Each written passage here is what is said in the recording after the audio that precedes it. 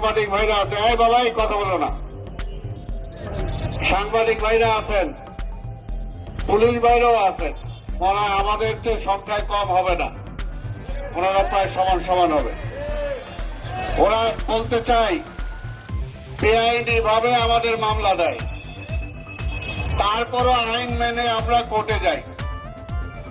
তা আমাদের যদি বেআইনি মামলার বিচার হয়, তাহলে বেআইনি মামলা যারা দিতেছে তাদের কি বিচার হবে না? কিন্তু হয় না। কিন্তু এই যে কথা আছে, বিচার একদিন না হলে আরেকদিন হবে, কথা ঠিক কিনা?